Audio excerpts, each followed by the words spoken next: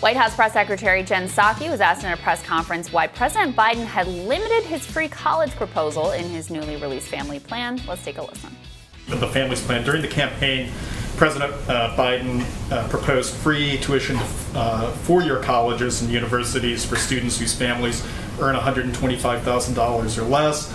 His family's plan released last week, as you know, only offers free tuition to students to attend two-year community colleges. Why did he not go through with that larger plan for free schooling at universities and college, and why was it limited to just community colleges? Well, let me first say, while the American Families Plan has a historic investment in education and child care, free universal pre-K for 3 and 4-year-olds across the country, which we know would have a huge impact. You're 58% more likely to graduate from high school if you go to preschool as opposed to daycare, and 2 years of community college. But this is not the totality of what the president hopes to do on education. This is a significant investment, a historic investment that he's proposing, but we're less than 107 days, I know we are, into the administration. Go ahead. Friend of the show and host of the Bad Faith podcast, Briahna Joy Gray, she joins us now to discuss. Briahna, what did you make of that exchange? So this has become one of the favorite go-to responses from the Biden administration. We're in early days yet.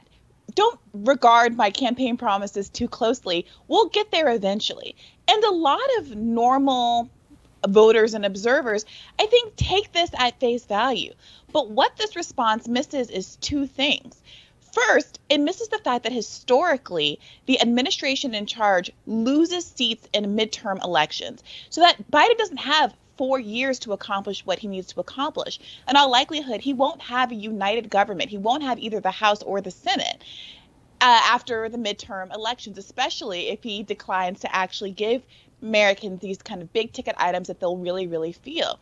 And second, it ignores the extent to which there is really no reason not to give Americans what they need now, especially when we're talking about really essential programs that he's promised during his campaign. Things like a $15 minimum wage when people are struggling in the middle of an economic crisis. Things like decriminalizing marijuana while people are getting still locked up every single day for what amounts to not a crime in many states in the union at this point. Things like canceling student debt, which is something that he could do by executive order. If something can be done by executive order with a flick of Joe Biden's pen, why on earth is "we'll do it later" any kind of excuse? Why not now? Yeah, and what do you make of it? Because it does seem like there's a very strange disconnect between the platform he campaigned on and then the things that he's actually offering. The other piece that I would hold up here as an example is on healthcare. You know, there was a huge debate in the Democratic primary about, are we going to do Medicare for all, or are we going to do a public option? Biden ends up, he very forcefully advocating for a public option. But that's nowhere to be seen in any of these plans. It's just kind of like completely fallen off the table. You brought up the example of $15 minimum wage, of course. This is a great example on college. Putting aside all of the promises that were made in the unity task forces or whatever those things were called with the Sanders campaign, that all just seems to have been disappeared. And the actual priorities of the Biden administration have been a complete surprise. Yeah, systematically, if you wanted to be a cynic, you can note that systematically, everything that's long-term and systemic in his policy, his primary proposals, has been very neatly removed from any of these plans that have come down the pike now that he's president of the United States. So what we're getting is COVID relief,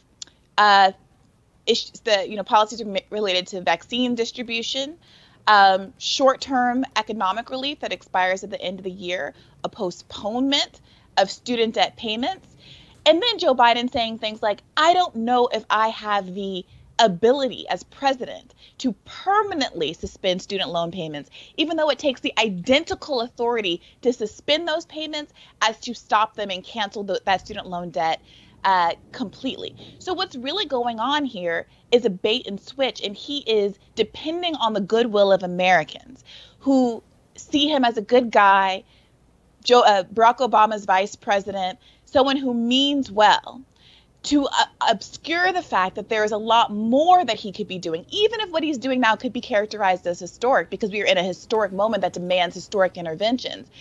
He is using that as an excuse to not do everything that he could do, and it's basically akin to telling a starving man in the desert, "I'll get you some food next Friday," without any explanation as to why he's not satiating the man right now. And Briahna, what would you say to, people are like, well, it is early. I mean, people say it is 107 days. It does seem like that. Just explain the reality of the way that legislative process actually works in D.C. and politics generally. First of all, again, the things that have to do with executive order, it doesn't matter how early it is. Why would you postpone needed help that you could provide almost instantaneously without leaning on Joe Manchin or Kirsten Sinema, without having the parliamentarian as an excuse, without needing to have 10 Republicans to get on board to get around a filibuster?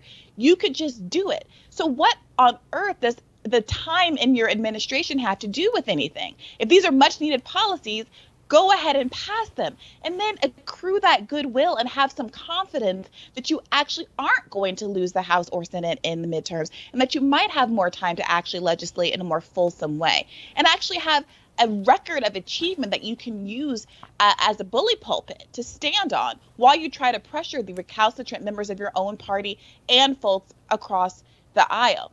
And the other reality is that, again, he is in all likelihood not going to have these opportunities going forward. And while the parliamentarian has allowed that there's going to be another reconciliation process, which would be another opportunity to get things in with a 50+1, get things passed with a 50+1 vote, still, that seems to be more of an effort to take the release valve and the pressure valve off of Joe Biden, who was facing a lot of criticism about why you're not doing more sooner, because even, mainstream corporate Dems understood that he had a limited window of opportunity. And it is truly dishonest for him to be representing, and for Jen Psaki to be representing the administration as having boundless time, as having a 4-year time window, when the reality is that we have fewer than 2 before things get really dicey. Mm-hmm. It seems to me, Briahna, like Biden continues to buy into a sort of like outdated legacy view of what is politically popular. So the view I ascribe to, and I think that you ascribe to in soccer as well, is that the best thing that you can do, both in terms of like from a moral perspective, but also from a political perspective, is actually deliver for people. Deliver for people in a way that they can see and feel and touch and is measurable and changes their lives, and then the politics are going to take care of themselves. Joe Biden has a theory of like the best way to win is to appear moderate, to appear like you're always tacking to the center, always trying to get Republicans on board, whether it's the actual Republican elected leaders in Washington or Republicans across the country. And so it leads to things like, immediately compromising on your own healthcare plan before even receiving one iota of pushback, or immediately caving on the corporate tax rates just because one senator comes out and is like, I'm not sure that I like that. It seems that that is always his instinct, because that's also his longtime political theory of how people get elected.